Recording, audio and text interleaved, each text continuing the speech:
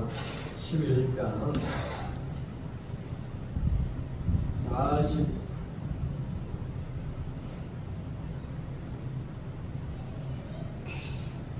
41절 말씀부터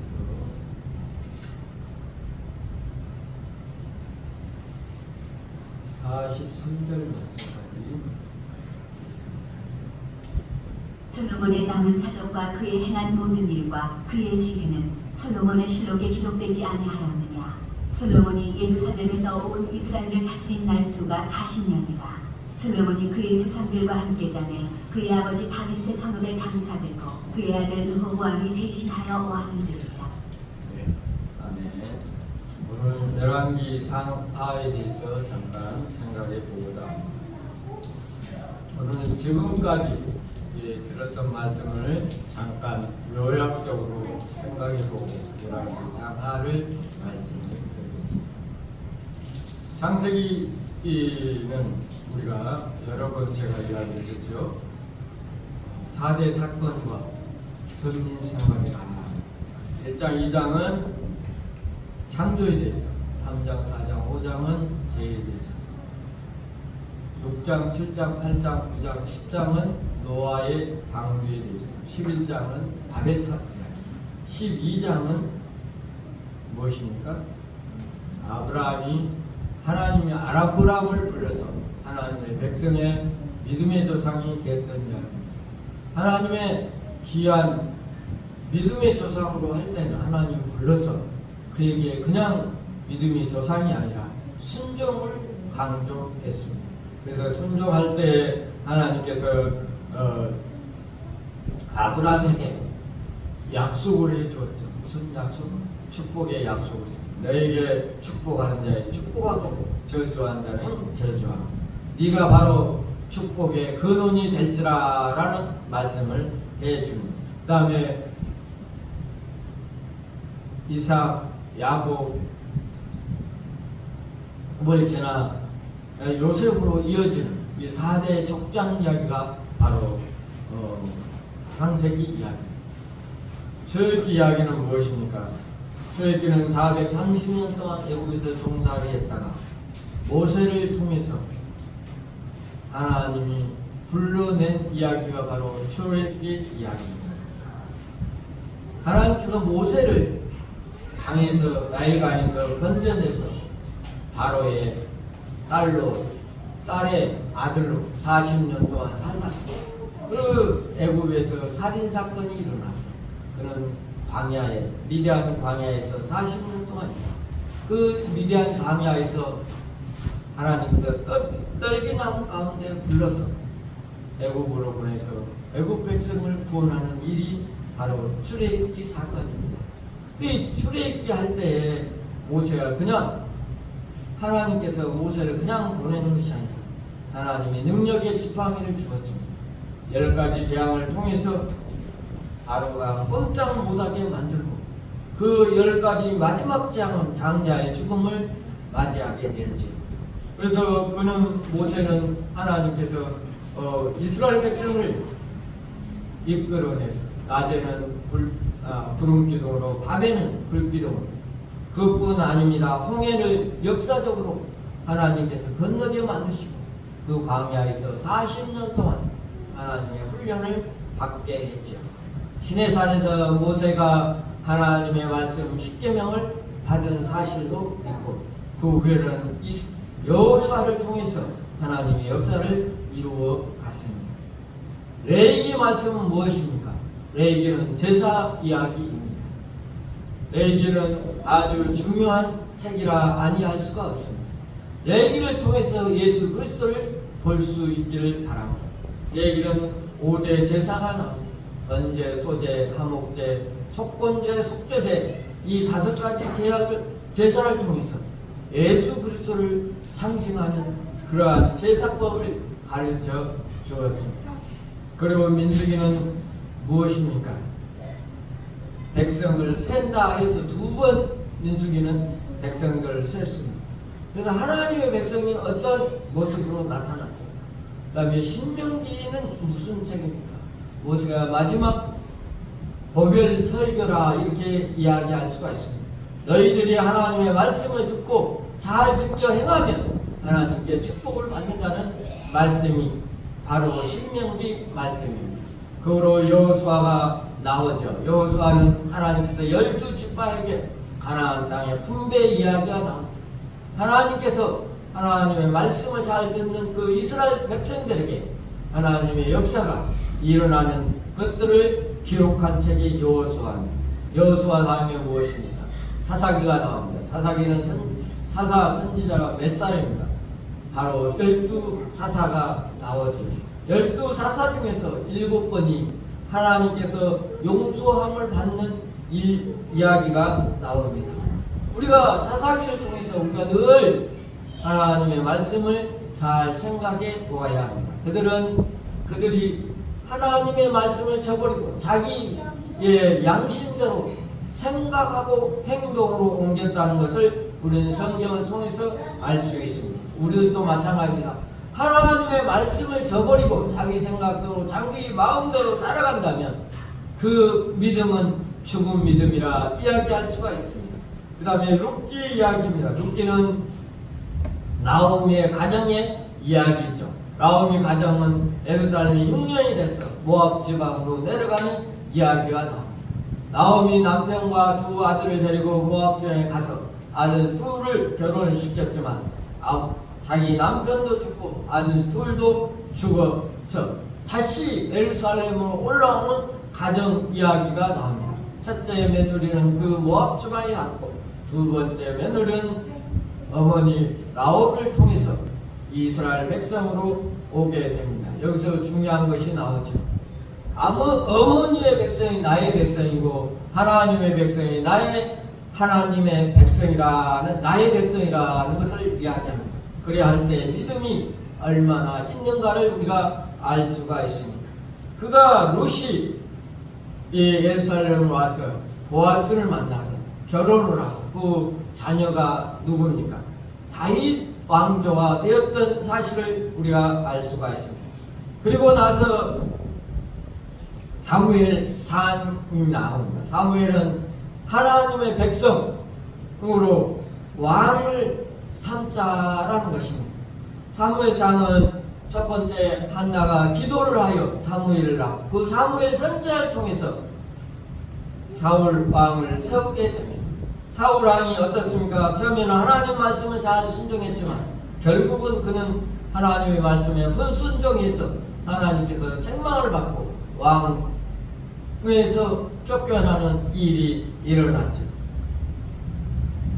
사무엘화는 다윗 이야기로 시작을 해서 다윗 이야기가 들어갑니다. 다윗도 하나님의 말씀을 잘 순종하여서 하나님께 인정을 받는 다윗 아들 30살에 왕이 되어서 40년 동안 통치한 다윗 이야기가 사무엘하 이야기입니다. 그 다음에 오늘 이야기하는 열왕기상 이야기는 솔로몬 이야기입니다. 솔로몬과 북이스라엘 왕 20명, 남이스라엘 왕 20명 이야기가 바로 오늘 열왕기상 하에 나오는 말입니다. 11개의 왕들은 열거한 기록이라는 뜻을 가지고 이스라엘과 유다의 모든 왕의 통치를 기록한 데서 불거진 제목이라 이렇게 이야기할 수가 있습니다. 원래는 한 권의 책인데 헬레어 번역을 하면서 분량이 많아 둘로 나누어 전통에 따라 열왕기상하로 구분된 책이라 이렇게 이야기할 수가 있습니다. 유대의 전승에 따르면 에레미야가 저자가로 알려져 있지만 그의 주장은 뒷받침할 만한 증거가 불충분하다는 것입니다. 더군다나 에레미야는 그 시대의 마지막은 이집트에서 보냈습니다. 따라서 저자 미상으로 보는 것이 정확하다라고 이야기할 수가 있습니다. 열왕기는 다윗 왕 통치 말무렵인 주전 10세기부터 여호와김의 왕의 바벨론 감옥에서 풀려나는 주전 560년인 6세기 중반까지 4세기에 거쳐서 이스라엘 통일왕국과 분열왕국 과정과 분열된 두 국가의 왕들의 이야기가 신학적 관점에서 조명한 역사적 책이라 이렇게 이야기할 수가 있습니다. 저자는 이 방대한 왕정 역사를 솔로몬의 행정상 왕상 11장 41절에 기록해 있고 개정실록에 기록했습니다. 이스라엘 왕 열대 지약의 여러 가지 이가 나옵니다. 열왕기상 14장 29절, 15장 31절, 1장 열왕기하 1장 18절, 10장 34절, 3장 8절, 12장 유다왕 역사 지약의 참고도가 나오고 있습니다. 다양한 참고들을 참고로 하여 기록한 책이라 이렇게 이야기할 수가 있습니다. 열왕기는 다음 세 가지 질문에 답을 듣고자 쓰여진 책이라 이야기할 수가 있습니다. 왜 이스라엘은 북이스라엘과 남이스라엘을 분열시켰는가? 북이스라엘은 왜 멸망했는가? 남유다는 왜 멸망했는가? 이 질문들에 대한 답을 할 때 오경에 나오는 언약과 율법에 얼마나 신실했는가의 기준이 됩니다. 여호와 한 분께만 충성했는가? 이방 신을 섬기지 않았는가? 율법의 말씀을 잘 지켰는가? 하나님이 정해주신 곳에서만 예배를 드렸는가? 성전에 우상을 들여놓지 않았는가? 신당을 폐지했는가? 하나님이 보내신 선지자의 말을 청종했는지 등을 기준으로 삼고 있습니다. 순종했을 때는 복을 받지만 불순종했을 때는 저주를 받은 것을 언약 조건이라 이렇게 이야기할 수가 있습니다. 열왕기는 오경, 특히 그 중에서도 신명기법이라는 렌스를 통해 평가하는 두 국가가 멸망하게 된 이유를 밝혀주고 있습니다. 역사에서 교훈을 얻게 되기 위해 쓰여진 책이라 이렇게 이야기할 수가 있습니다. 수백 년 동안 축적된 그들의 죄를 지적함으로써 북이스라엘과 남유다의 멸망이 자신들의 저진 죄의 결과이고 하나님이 정해준 심판이었음을 가르쳐주고 있습니다. 궁극적으로 이것을 통해 이미 포로 생활을 하고 있는 이스라엘 백성에게 회개를 촉구하며 하나님의 관계를 회복시키기 위해 쓴 책이라 이렇게 이야기할 수가 있습니다. 왜 벌을 받아야 하는지 그 이유를 가르치는 것과 같습니다. 따라서 열왕기는 왕들에 대해서도 부정적인 면을 많이 부각시키고 있습니다. 얼마나 잘못이 많았길래 포로 생활까지 하게 되었는지 알려주는 책이라 이렇게 이야기할 수가 있습니다. 우리 대림 새생명교회 모든 성도들, 하나님 앞에 우리가 얼마나 많은 죄악을 짓고 살아가는가 한번 생각해 보시기 바랍니다. 열왕기는 통일왕국의 솔로몬의 등극과 통치 분열, 왕국의 북이스라엘을 멸망, 남유다의 멸망을 크게 세 부분으로 나누고 있습니다. 열왕기상 1장 10부터 11장은 솔로몬의 왕의 계승을 통치를 다루고 있습니다. 그는 가장 큰 업적으로 성전 건축을 하였습니다. 솔로몬은 초기 모습은 아주 이상적인 왕으로 하나님이 기뻐하실 만한 왕으로 등장을 합니다. 그러나 그가 잘 되고 풍성해지니까 무엇을 했습니까? 이방 아낸들을 수입한 다신들을 수용하고 배교하면서 무너지기 시작했던 것입니다. 이것이 분열 왕국의 계기가 되었습니다. 급기야 솔로몬의 아들 때에 와서는 주전 931년에는 르호보암을 중심으로 두 지파만 남유다를 남게 되고 르호보암을 중심으로 10지파를 가진 북이스라엘 나라가 분열되게 되었던 것입니다. 표면적으로는 솔로몬의 폭정, 과도한 세금에 대한 강감, 솔로몬의 아들 르호보암의 무능함이 원인이 되지만 실제로는 솔로몬의 죄로 인한 영적 심판이라 이렇게 이야기할 수가 있습니다. 하나님 앞에 죄를 지면 반드시 축복이 아닌 저주를 받는다는 것입니다. 열왕기상 12장부터 열왕기 하 17장까지는 분열 왕국에 대해서 북이스라엘의 멸망에 대해서 다루고 있습니다. 두 왕국 이야기가 시작되면서 동시대의 왕들의 통치를 번갈아가며 기술하고 있습니다. 남유다는 19명의 왕들과 1명의 여왕과 도합 20명의 통치자가 나왔습니다.